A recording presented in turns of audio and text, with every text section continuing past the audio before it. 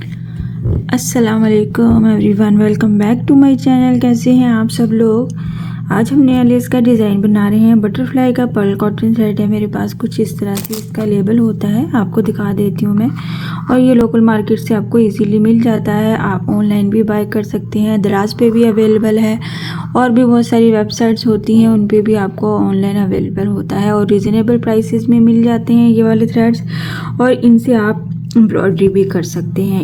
इस थ्रेड को मैं लेस बनाने के लिए 1.0 mm की हुक और 1.25 mm दोनों नंबर की हुक्स के साथ इजीली इस वाले थ्रेड को हम कैरी कर लेते हैं और इजीली हम इससे डिज़ाइन बना लेते हैं। और एक चीज़, अगर आप सिंपल इसको सिंगल लेयर नहीं यूज़ करना चाहते हैं, इसकी आप 2 लेयर्स भी बना सकते हैं, इसकी आप 3 लेयर्स भी। और आप इसके साथ सिल्की थ्रेड की एक लेयर ज्वाइन करते हुए सेम थ्रेड के साथ या फिर ऑपोजिट कलर के साथ जो आपके फैब्रिक में रिक्वायर्ड होता है, तो इस तरह से भी आप मिक्स एंड मैच करके अपनी लेस बना सकते हैं।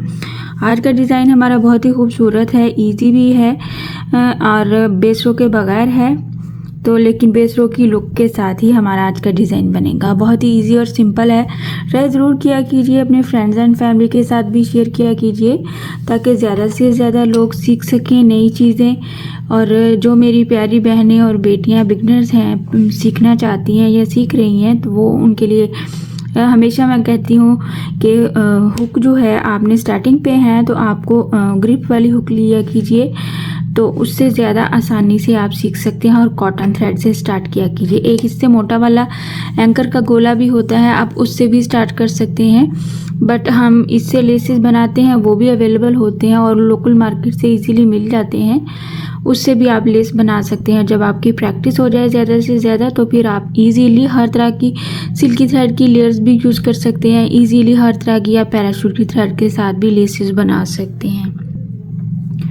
स्टार्ट करते हैं अपने थ्रेड को एज यूजुअल स्लिप नॉट लेते हुए। स्लिप नॉट आपने अपने हिसाब से ले लेनी है, जिस तरह से आपको इजी लगता है। स्लिप नॉट लेने के बहुत से तरीके होते हैं। स्लिप नॉट लेने के बाद हमने फ्रंट साइड से ही अटैच करना है अपने फैब्रिक पे। फैब्रिक को पहले से फोल्ड कर लेना है, सिलाई की हेल्प से कर लीजिए या फिर आप प्रेस की हेल्प से। सिंगल क्रोशे के साथ स्टार्ट करेंगे। सिंगल क्रोशे के साथ हम अटैच करेंगे, 1 चेन का डिस्टेंस रखेंगे और 1 चेन के डिस्टेंस पे फिर से सिंगल क्रोशे करेंगे। टोटल हमें 3 गैप्स चाहिए अपना फ्लावर कंप्लीट करने के लिए। और फिर उसके बाद आप जितने मर्जी ये वाले गैप्स बना के तो डिस्टेंस रख सकते हैं 2 फ्लावर्स के सेंटर में। इस तरह से मैक्सिमम हमें 3 गैप्स चाहिए एक फ्लावर बनाने के लिए, और हम यहाँ पे 4 बनाएंगे, क्योंकि अगर हम 4 साइड्स पे डिज़ाइन बना रहे हैं तो ये जो हमारा फर्स्ट वाला एक्स्ट्रा होता है, ये पीछे से आने वाली रो के साथ अटैच हो जाता है और काउंटिंग में उसमें चला जाता है। इस तरह से आप बनाया कीजिए, 1 या 2 छोड़ के फिर फ्लावर्स बनाया कीजिए अगर आप 4 साइडेड डिज़ाइन बना रहे हैं। तो यहाँ पे हमें मैक्सिमम 3 गैप्स चाहिए। तो थर्ड वाले सिंगल क्रोशे के एज पे हम क्या करेंगे, 1 2 3 एंड 4 चेन बनाया। बैक साइड पे जाएंगे, यहाँ पे डबल क्रोशे का बल लेते हुए इससे पीछे वाला सिंगल क्रोशे जो है उसमें हम इसको डबल क्रोशे बनाएंगे। इस तरह से अगेन इसी डबल क्रोशे की दूसरी साइड से फिर 4 चेन बनाएंगे, 1 2 3 एंड 4। इस 4 चेन को हमने अब क्या करना है, ये वाला क्रॉस करते हुए इससे नेक्स्ट वाले बैक साइड से ही हमने इसको भी अटैच करना है। नेक्स्ट वाले सिंगल क्रोशे में ऐसे स्लिप स्टिच कर दें या सिंगल क्रोशे कर दें। फ्रंट साइड पे वापस आ जाएंगे तो इस तरह से ये हमारे पास एक गैप्स बन जाएंगे, ये वाले गैप और ये वाला। तो यहाँ पे हम क्या करेंगे, फ्रंट साइड पे आ गए हैं, तो फ्रंट साइड पे आते ही हम ये वाली 4 चेन के क्रॉस में पहले सिंगल क्रोशे करेंगे एक बार, फिर हाफ डबल क्रोशे करेंगे एक बार,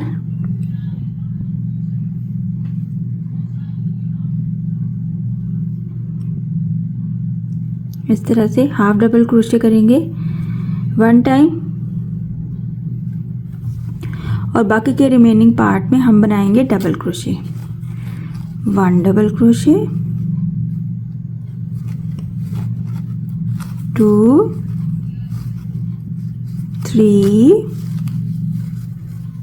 और 4, यानी कि 1 time single crochet, 1 time half double crochet और फिर 4 डबल क्रोशे यहाँ पे बनाए हमने, वन साइड पे बनाए फ्रंट साइड से आते हुए। इसके बाद हमने क्या करना है, डबल क्रोशे लेना है। ये जो हमने सेंटर पे डबल क्रोशे बनाया था इसके एज पे हम बनाएंगे double crochet 1 time plus 3 chain 1 2 3, फिर से डबल क्रोशे इसी गैप में एक बार फिर से बनाएंगे इस डबल क्रोशे के एज पे। अच्छा, उसके बाद आपने क्या करना है, आपने नेक्स्ट गैप में चले जाना है जो कि हमने 4 चेन इसकी दूसरी साइड पे भी बनाया था, तो वहाँ पे हमने ये सारा पैटर्न रिपीट करना है, यानी 4 डबल क्रोशे स्टार्टिंग पे, 1 डबल क्रोशे 2 3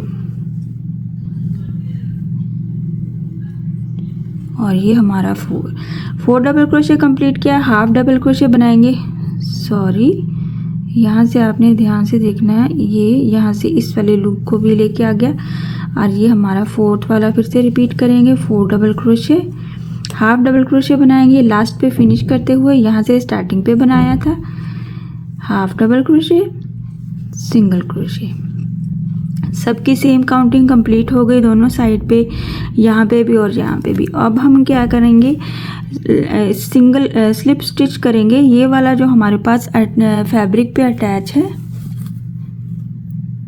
सिंगल क्रोशे इसके क्रॉस में जाते हुए स्लिप स्टिच किया और फिर से 1 चेन का डिस्टेंस लिया और इसी तरह से ये जो हमने गैप्स बनाए हैं 1 चेन के साथ इसको अटैच कर देंगे।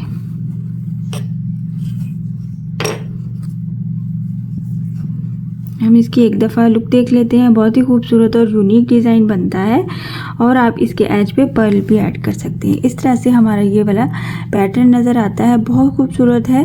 ट्राई ज़रूर किया कीजिए, नई नई चीज़ें ट्राई करने से आपको इससे और भी नई चीज़ें आपको सीखने का मौका मिलता है। जब हम एक फ्लावर या एक पैटर्न बनाना शुरू करते हैं तो उससे हमें आइडियाज़ मिलते हैं मज़ीद नए डिज़ाइंस बनाने के, तो उसके लिए शर्त है कि ट्राई ज़रूर करना है, कोशिश ज़रूर करनी है।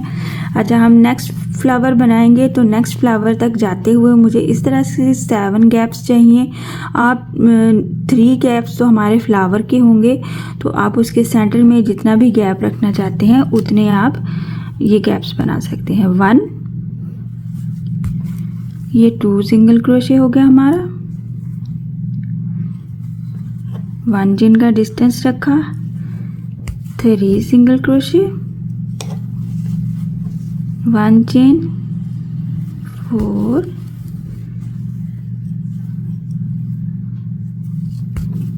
5,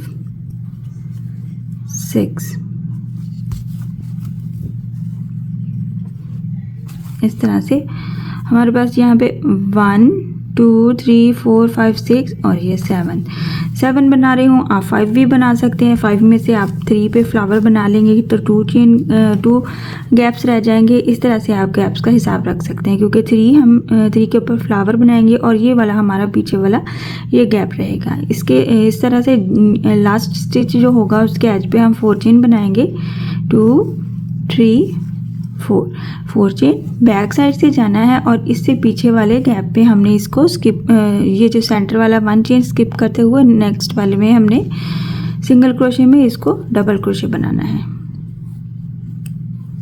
फिर से हमने इसी तरह से इस डबल क्रोशे की दूसरी साइड से भी 4 चेन लेनी है, 1 2 3 4। इस 4 चेन को हमने ये वाला चेन स्किप करते हुए इससे पीछे वाले सिंगल क्रोशे में सिंगल क्रोशे कर देना है, या फिर स्लिप स्टिच कर सकते हैं आप। और फिर वापस ऐसे ही फ्रंट पे आ जाएंगे पलट के और बाकी का पैटर्न हम फ्रंट साइड से बनाएंगे। इस तरह से ये हमारे पास गैप्स आ जाएंगे। फ्रंट साइड से आते ही पहले हम इस 4 चेन, पहले वाले 4 चेन के क्रॉस में जाते हुए एक बार सिंगल क्रोशे बनाएंगे, एक बार हम हाफ डबल क्रोशे बनाएंगे, बाकी के रिमेनिंग पार्ट में हम 4 डबल क्रोशे बनाएंगे, 1 2 3 और ये हमारा 4 डबल क्रोशे कंप्लीट करने के बाद हमें क्या करना है, ये जो हमने सेंटर में डबल क्रोशे बनाया था इसके एज पे चले जाना है, इससे डबल क्रोशे करते हुए एक बार डबल क्रोशे बनाना है और सेंटर में इसके हमने बनानी है 1 2 3 चेन। इसके बाद सेम इसी पैटर्न इसी गैप में हमने एक बार फिर से डबल क्रोशे बनाना है। तो ये हमारा इस तरह से कंप्लीट होगा। अच्छा, बाकी का जो हमारे पास दूसरी साइड पे 4 चेन है उस पे ये वाला सारा पैटर्न रिपीट करेंगे। 4 डबल क्रोशे, 1 2 3, ये हमारा 4 double crochet plus 1 half double crochet, 1 single crochet. इस तरह से इसको फिनिश किया। लास्ट वाले को हमने क्या करना है, ये जो सिंगल क्रोशे हमारे फैब्रिक पे अटैच है इसमें जाते हुए स्लिप स्टिच कर लेंगे या सिंगल क्रोशे कर लेंगे। उसके बाद हम 1 चेन का गैप रखेंगे और इस तरह से 1 चेन के डिस्टेंस पे हम इसको अटैच कर देंगे। इस तरह से कुछ हम इस पैटर्न को रिपीट करेंगे और सेंटर में डिस्टेंस आप जितना रखना चाहें उतने अपने गैप्स बना लीजिए और फिर 3 गैप्स को काउंट करते हुए बाकी के गैप्स हमारे डिस्टेंस काउंट होगा। इस तरह से ये हमारा पैटर्न बनता है। बहुत ही प्यारा लगता है, मुझे पर्सनली ये बहुत पसंद है।